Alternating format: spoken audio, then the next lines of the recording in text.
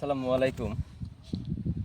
আজকে আলবতী মার্শাল জিপির যেটা ব্রহ্মপুত্র নদী, ওই নদী দিয়ে ঘুরে আইলাম। ঘুরে এসে বর্তমান কাছারে খাড়া হয়ে আমি বর্তমান চরের মানুষের জীবন প্রণালী যে কত কষ্ট, ওই বস্তুটা আমি অনুভব করলাম। আপনারা দেখেন, এই যে আগে বর্তমান কিছুদিন আগে নদী আসলো পানি, এই পানিটা শুকায় যায়, এটি রাস্তা হয়েছে, যাওয়া আসার রাস্তা। ঘাট পার হলো অল্প দূর আগে যায়, এইটা হলো কিনারে বহুত গাছগুছালি হয়েছে। গাছগুছালিতে এই জায়গাটা ভাঙে নাই কে, নাহলে ভাঙ্গে শেষ করে দিল নি। কথা হলো, চরের মানুষের জীবন প্রণালী খুব কষ্ট, আর খুব কষ্ট করে চরের মানুষ বসবাস করে। তাই আমি আজকে এসে অনুভব করলাম। আমি নিজেও ঘাট পাড়ে গেছিলাম, কেবল এলাম বালুচর দিয়া। তো কথা হলো, নদীটা বৃহত্তর এলাকা, বহুত মাটি তার মানে ভাঙে তছনছ করে ফেলাইছে।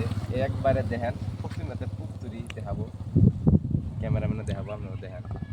খুব তোমার কষ্ট, এই কষ্টের মধ্যে মানুষ জীবনযাপন করে। এই যে নদী পার হয়ে একটা বাজার আছে নগর বেড়া থেকে মাল কিরি করে আঙ্গিরে এনে আড়া বাজার আছে, আলুপতি মাছের বাজার, এই বাজারে ব্যবসায় করে। তারপরে কেরিং চাষটা অনেক বেশি পড়ে। এই বছরটা আমি আজকে উপলব্ধি করলাম।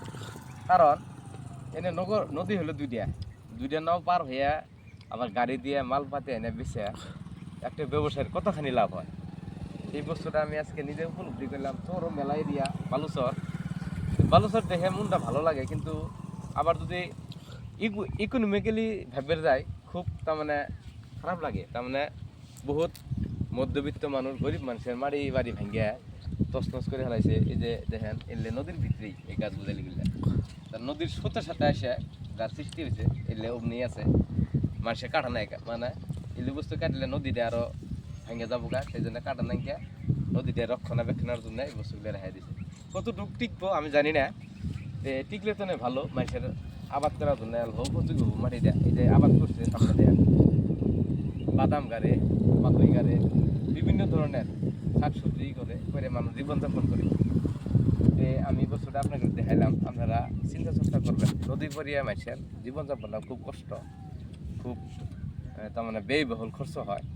যে কোনো বস্তু যদি কেরি করে আনবার জন্য চায়, তার মানে ভাবার থেকে বেশি খরচ হয়।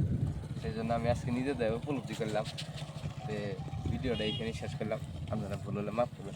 আসসালামু আলাইকুম।